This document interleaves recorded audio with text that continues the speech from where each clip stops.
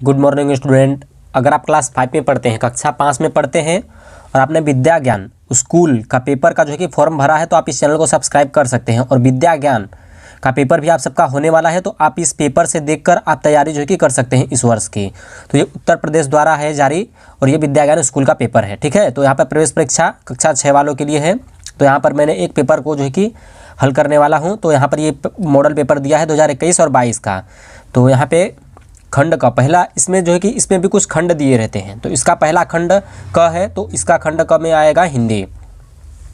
तो आप इस प्रश्न को ध्यानपूर्वक देखेंगे और पढ़ाई अच्छे से करेंगे, जिससे कि आपको सब कुछ समझ में आ सके। तो यहाँ पे दिया रहेगा प्रश्न संख्या 1 से 5 में, प्रश्न संख्या 1 से 5 में नीचे दिए गए गद्यांश को पढ़कर और समझकर प्रश्नों के उत्तर दे। तो आपको पहला खंड में आपका 1 से 5 तक प्रश्न दिया रहेगा, आपको पढ़ करके उसमें से और प्रश्नों को समझ करके उसका उत्तर आपको देना है। तो यहाँ पे लिखा है कंप्यूटर का युग। तो यहाँ पे कंप्यूटर का युग के बारे में कुछ कहानी दिया गया है। यहाँ पर लिखा है वर्तमान युग कंप्यूटर का लिखा है वर्तमान युग कंप्यूटर का युग है। यदि भारतवर्ष का नज़र दौड़ाकर देखें तो हम पाएंगे कि जीवन के लगभग सभी क्षेत्रों में कंप्यूटर का प्रवेश हो गया है। बैंक, रेलवे स्टेशन, हवाई अड्डे, डाकखाने, बड़े बड़े उद्योग कारखानों, व्यवसाय, हिसाब किताब तथा रुपए गिनने तक की मशीनों कंप्यूटरीकृत हो गई है। आज भी कंप्यूटर का प्रारंभिक प्रयोग है तथा आने वाला समय इसके विस्तृत फैलाव का संकेत दे रहा है। इस प्रकार उठता है कि कंप्यूटर आज की ज़रूरत है। इसका उत्तर है कंप्यूटर जीवन की मूलभूत अनिवार्य वस्तु तो नहीं है, किंतु इसके बिना आज की दुनिया अधूरी जान पड़ती है। सांसारिक गतिविधियों, परिवहन और संचार उपकरणों आदि का ऐसा विस्तार हो गया है कि उन्हें सुचारू रूप से चलाना अत्यंत कठिन होता जा रहा है। पहले मनुष्य जीवन भर में यदि 100 लोगों के संपर्क में आता था, तो आज वह 2000 के लोगों में संपर्क में आता है। पहले वह दिन में 5 से 10 लोग से मिलता था, तो आज 50 से 100 लोगों से मिलता है। पहले वह दिन में काम करता था, तो आज रात में भी व्यस्त रहती है। आज व्यक्ति के संपर्क बढ़ रहे हैं, व्यापार बढ़ रहा है, गतिविधियां बढ़ रही हैं, आकांक्षाएं बढ़ रही हैं तथा साधन बढ़ रहे हैं। इस अनियंत्रित गति को सुव्यवस्था देने की समस्या आज की प्रमुख समस्या है। कहते हैं कि आवश्यकता आविष्कार की जननी है। कहते हैं कि आवश्यकता आविष्कार की जननी है। इस आवश्यकता ने अपने अनुसार निदान ढूंढ लिया है। कंप्यूटर एक ऐसी स्वचालित प्रणाली है जो कैसी भी अवस्था को व्यवस्था में बदल सकती है। हड़बड़ी में होने वाली मानवीय मूलों के लिए कंप्यूटर रामबाण औषधि है। क्रिकेट के मैदान में अंपायर की निर्णायक भूमिका हो या लाखों करोड़ों की लंबी लंबी गणनाएं, कंप्यूटर पलक झपकते ही आपकी समस्या हल कर सकता है। पहले इन कामों को करने वाले कर्मचारी हड़बड़ाकर काम करते थे, एक भूल से घबराकर और अधिक गड़बड़ी करते थे। परिणाम स्वरूप काम कम, तनाव अधिक होता था। अब कंप्यूटर की सहायता से काफ़ी सुविधा हो गई है। तो स्टूडेंट, हमने यहाँ पर कुछ कहानी को जो कि पढ़ लिया है। खंड क का इसका प्रश्न है। तो यहाँ पर खंड क में दिया है 1 से 5 प्रश्न दिए रहेंगे, मतलब 1 से 5 प्रश्न दिए रहेंगे, उसमें से आपको ABCD करके पूछेगा। तो जैसे कि हमने आ गए हैं हम पहले प्रश्न में। तो यहाँ पे दिया है पहला, वर्तमान युग कंप्यूटर का युग क्यों है। तो आपने इस प्रश्न को पढ़ा है तो आप इसका उत्तर जानते होंगे। अगर आपने पढ़ा है तो आप जानते होंगे। तो हम इसका उत्तर ढूंढेंगे। पहला, क्योंकि कंप्यूटर के बिना जीवन की कल्पना असंभव सी हो गई है, असंभव सी हो गई है। दूसरा, क्योंकि कंप्यूटर ने पूरे विश्व के लोगों को जोड़ लिया है, क्योंकि कंप्यूटर जीवन की अनिवार्य मूलभूत वस्तु बन गई है, क्योंकि कंप्यूटर मानव सभ्यता के सभी अंगों का अभिन्न अवयव बन चुका है। तो यहाँ पर स्टूडेंट हमने जो कि प्रश्न में पढ़ा था कि कंप्यूटर के बिना जीवन की कल्पना असंभव सी हो गई है, तो हमने पढ़ा था, तो वो यही होगा। तो यहाँ पे प्रश्न नंबर 1 का ए वाला सही होगा, प्रश्न नंबर पहला का हमारा ए वाला बिल्कुल सही होगा। तो अब हम चलते हैं इसके प्रश्न नंबर दूसरे की तरफ। इसमें 5 प्रश्न दिए रहेंगे, तो हम दूसरे प्रश्न की तरफ अब आ जाते हैं। तो यहाँ पर है हमारा प्रश्न नंबर दूसरा। तो इसमें पूरे 90 प्रश्न से 90 से 100 तक प्रश्न शायद दिए रहते हैं इसमें। तो पहले क्या था कि 100 प्रश्न देता था आप सबका इस पेपर में, तो अब क्या है ना कि घट गया है। पहले जो कि 100 पेपर देता था विद्या ज्ञान के पेपर में, तो अब इसमें घट करके पूरा 90 हो चुका है।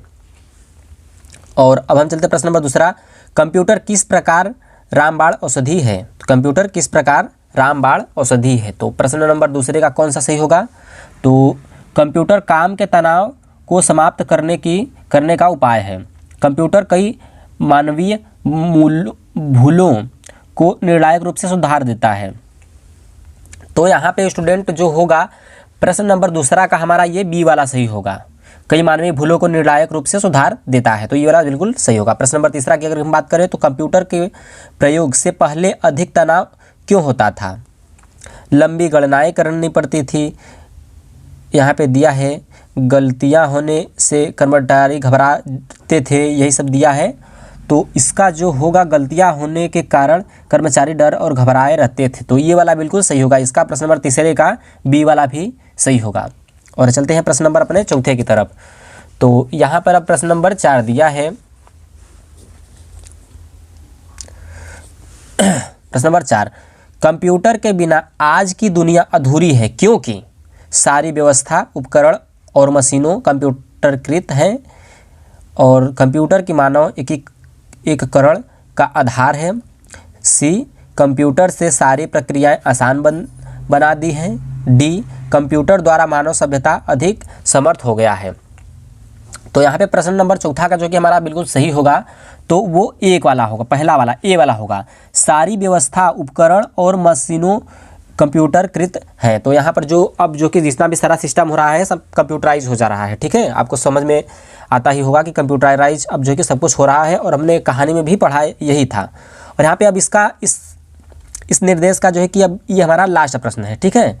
तो यहाँ पे लिखा है, लास्ट वाला प्रश्न है, किस आवश्यकता ने कंप्यूटर में अपना निदान ढूंढ लिया है? तो नियंत्रित कर्मचारियों को अनुशासित करने की, और बी, नियंत्रित गति की सुव्यवस्था देने की, सी, अधिक से अधिक लोगों से जागरण कर लाने की, और लास्ट में डी, अधिक से अधिक कार्य कभी भी व कहीं भी करने की। तो यहाँ पे प्रश्न नंबर 5वां का भी जो कि हमारा होगा, यहाँ पे प्रश्न नंबर 5वां का भी ये हमारा बी वाला बिल्कुल सही होगा। और चलते हैं अब अपने प्रश्न नंबर दूसरे में। तो यहाँ पर इसका भी हम निर्देश पढ़ लेते हैं। तो इसमें भी प्रश्न संख्या 6 से 10 तक, 6 से 10। तो इसमें भी पहले एक कहानी दिया है, ठीक है। उस कहानी को पढ़ लेंगे, फिर उसके बाद हम करेंगे। इसमें पहले आता है हमारा कौन सा खंड है? हिंदी का खंड है। तो उसमें पहले आपको कहानी पढ़ना है, फिर उसके बाद उसका उत्तर देना है, ठीक है। सो स्टूडेंट, अब हम इस निर्देश को भी देख लेते हैं। तो प्रश्न संख्या 6 से 10 नीचे दी गई जानकारी को पढ़कर और समझकर प्रश्नों के उत्तर दें। तो आपको देश की आज़ादी में नेहरू जी का योगदान, तो देश की आज़ादी में नेहरू जी का योगदान है, तो उस पर एक कहानी लिखा है और आपको इसमें एक कहानी का ढूंढकर उत्तर लिखना रहता है आपको, ठीक है। तो यहाँ पर हम पढ़ लेते हैं। दिया है, नेहरू ऐसे व्यक्ति के रूप में विद्यमान हैं जो वैभव में पले, जिन्हें सदा मोटर और हवाई जहाज की सुविधाएं प्राप्त रहीं, जिन्होंने कभी धन का अभाव जाना ही नहीं। वह जन्मजात वैभवशाली, यहाँ पे लिखा है जन्मजात वैभवशाली एवं सुविधा संपन्न व्यक्ति थे, किंतु नेहरू धूप में गांव-गांव पैदल घूम रहे थे। थकान के बाद चाय पीने को मन करता था तो जेब में इतने पैसे नहीं कि 5-7 साथी चाय पी सके। विदेशों में प्रचार के लिए डाक व्यय मुश्किल से ही जुट पाता था। घर में कर्ज बढ़ गया था। चुकाने के लिए माता पिता और पत्नी के जेवर, चांदी के बर्तन और कीमती क्रांकरी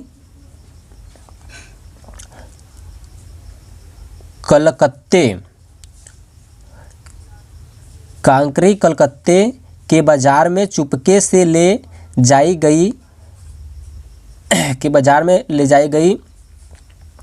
माता पिता की मृत्यु हो गई है और क्षय से पीड़ित पत्नी विदेश में पड़ी है।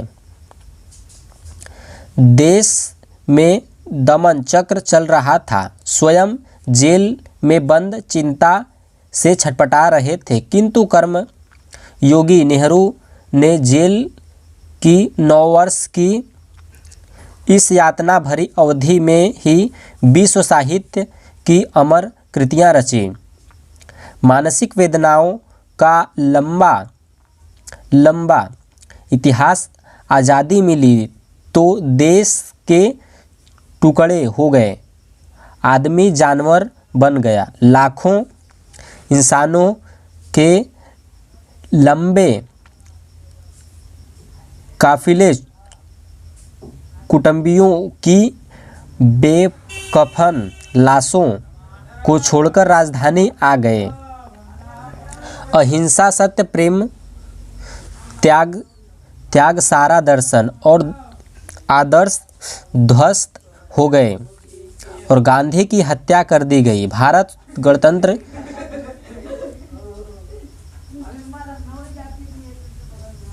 की डगर पर डगमगा कदमों से चलना सीख ही रहा था कि चीन ने भारत के गले में मित्रता की एक बाँह डाले दूसरे हाथ से कमर में चाकू भोंक दिया।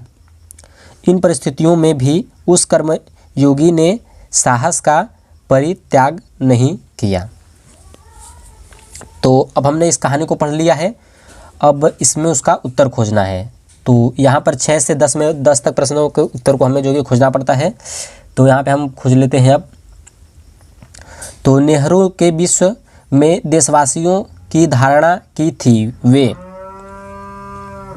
देश का प्रधानमंत्री बनने के स्वप्न देखते थे। जन्मजात वैभवशाली एवं सुविधा संपन्न व्यक्ति थे। सी प्रधानमंत्री बनकर तानाशाही करना चाहते थे। पुस्तकें लिखकर आमदनी बढ़ाना चाहते थे। तो स्टूडेंट प्रश्न नंबर 6वां का हमारा जो है कि सही होगा। तो यहाँ पे प्रश्न नंबर 6वां का बी वाला सही होगा। जन्मजात वैभवशाली एवं सुविधा संपन्न व्यक्ति थे, तो ये वाला बिल्कुल सही होगा। और प्रश्न नंबर 7वां की अगर हम बात करें तो देश की आज़ादी के लिए नेहरू ने क्या नहीं भोगा। तो धन का अभाव, जेल यात्रा, पत्नी से वियोग, वैभवपूर्ण जीवन। तो प्रश्न नंबर 7वां का हमारा जो है कि सही होगा। तो यहाँ पे प्रश्न नंबर वैभवपूर्ण जीवन, तो यहाँ पे प्रश्न नंबर डी वाला इसका सही होगा। और अब हम चलते हैं 8वें की तरफ। तो यहाँ पर 8वां में हमारा है विभिन्न समस्याओं से जूझते हुए भी इनका अमूल्य योगदान किस क्षेत्र में था। ए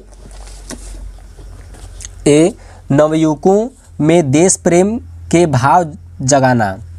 बी अशिक्षित समाज में शिक्षा का प्रचार प्रसार। सी अहिंसा के आधार पर आज़ादी के लिए प्रयास। 9 वर्ष तक जेल में रहकर अमर कृतियां की रचना। तो यहाँ पे प्रश्न नंबर 8वां का हमारा सही होगा। तो यहाँ पर डी वाला सही होगा। तो प्रश्न नंबर 8वां का हमारा डी वाला सही होगा। 9 वर्ष तक जेल में रहकर अमर कृतियों की रचना करना, तो हमने पढ़ा था ना कहानी में, तो यही वाला सही होगा। प्रश्न नंबर 9वां, विदेश में प्रचार के लिए पत्र व्यवहार करना पड़ता है, किंतु जितना डाक व्यय चाहिए पूरा नहीं पड़ता, वाक्य का प्रकार है। तो वो है सरल, मित्र और संयुक्त, साधारण। तो इसमें से कौन सा सही होगा? तो हमने ABC को पढ़ लिया है। तो प्रश्न नंबर है हमारा 9वां। तो प्रश्न नंबर 9वां का जो हमारा सही होगा वो होगा हमारा C वाला। तो प्रश्न नंबर 9वां का जो हमारा है C वाला, ये मित्र है। ठीक, और चलते हैं हम अपने प्रश्न नंबर 10 की तरफ। तो प्रश्न नंबर 10 में दिया है, भारत गणतंत्र की डगर पर चलना सीख ही रहा था कि चीन ने मित्रता की। चीन ने भारत के गले मित्रता की एक बाँह डालकर दूसरे हाथ में कमर में छुरा भोग दिया। तो यहाँ पर प्रश्न नंबर 10वां का ये B वाला सही होगा, क्योंकि हमने यही पढ़ा था। और अब हम आ जाते हैं निर्देश नंबर 11 से 15 तक। नीचे दी गई जानकारी को पढ़कर समझकर उत्तर देना है। तो यहाँ पर जैसा एक और कहानी था तो वैसा ही एक और कहानी भी आ चुका है। तो यहाँ पे लिखा है, यहाँ पे दिया है काव्यांश, जब एक साथ मिलकर खेलते हैं, एक दूसरे के दुख सुख झेलते हैं, कभी रूठते हैं, मानते हैं, मनाते हैं और फिर गले लगकर मुस्कुराते हैं। जब हम बारातियों के एक हो जाते हैं, जब हम बतियाते एक हो जाते हैं, भाषा भूषा हमें पास लाते हैं, फिर बिना शब्दों के भी जोड़ते हैं, संगीत के स्वर जिससे होठ गुनगुनाते हैं, पाँव थिरक जाते हैं, हम तब भी एक होते हैं। और जब प्रकृति की गोद में होते हैं, दिन दुनिया से परे चैन की नींद सोते हैं और सुनहरे सपनों की दुनिया सजाते हैं, हम तब भी एक होते हैं। तब भय से सहम जाते हैं, अपने मन के दरवाजे बंद भी कर ले, पर स्वयं को दूसरे से जोड़ पाते हैं। एक होने का यह भाव बड़ा अजीब है, इसी भाव में शिशु का यश अल्लाह का ताबीज है, गुरु की वाणी है, राम नाम का बीज है, यह परंपरा और संस्कृति की चीज़ है। तो हमने इतना पढ़ लिया है। अब इसको उत्तर को हम इसमें ढूंढेंगे। तो हम सभी तब मुस्कुराते हैं जब मिलकर खेलते हैं, एक दूसरे से रूठते हैं, दुख सुख झेलते हैं, आपस में गले लगते हैं। तो प्रश्न नंबर हमारा 11वां का D वाला होगा। तो हम कब मुस्कुराते हैं? जब आपस में गले मिलते हैं। चलिए, और अब हम चलते हैं आगे के प्रश्न की तरफ। तो आगे हमारा है 12 प्रश्न। भाषा का अर्थ है वेशभूषा, चारा भूषा, सजावट, शोभा। तो भाषा का अर्थ है तो हमारा होगा वेशभूषा। तो हमारा 12वां का A वाला सही होगा। और चलते हैं 13 नंबर। तो संगीत के स्वर बजने का क्या होता है? संगीत के स्वर बजने पर क्या होता है? तो हम सब जुड़ जाते हैं, मन के दरवाजे खुलते हैं, होठ गुनगुनाते हैं, पाँव थिरकते हैं, कर्तव्य के प्रति सजग रहते हैं। तो प्रश्न नंबर 13 का A वाला होगा, हम सब मन से जुड़ जाते हैं। अब चलते हैं अपने आगे की तरफ, आगे के प्रश्नों की तरफ।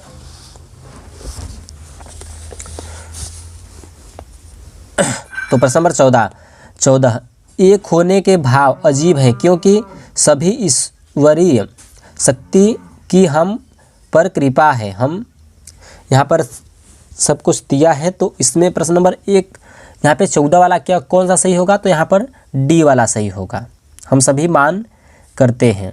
ठीक है, तो प्रश्न नंबर 14 का D वाला होगा, 14 वाले का प्रश्न नंबर। तो प्रश्न नंबर 15 का कौन सा सही होगा? तो प्रश्न नंबर 15 का हमारा देख सकते हैं, सुनहरे सपनों की दुनिया सजाते हैं, मैं अलंकार है। तो इसमें से कौन सा अलंकार होगा? रूपक, यहाँ पर लेस, यहाँ पे अनुप्रास और यमक। तो इसमें से जो अलंकार होगा प्रश्न नंबर 15 का वो बी वाला होगा, अनुप्रास। तो स्टूडेंट अब हम 16 से 20 की तरफ निर्देश में आते हैं। सो स्टूडेंट ये वीडियो काफ़ी लंबा हो रहा है, तो अब तक के लिए इतना ही। चलिए अब सेकंड वीडियो में आपको मिलते हैं। सेकंड वीडियो में फिर इसके आगे पढ़ाया जाएगा, फिर उसके बाद गणित का खंड है, फिर उसके बाद और भी बहुत सारे विषय हैं इसमें। तो स्टूडेंट अब तक के लिए इतना ही। चलिए वीडियो लंबा हो रहा है, तो चलिए गुड बाय।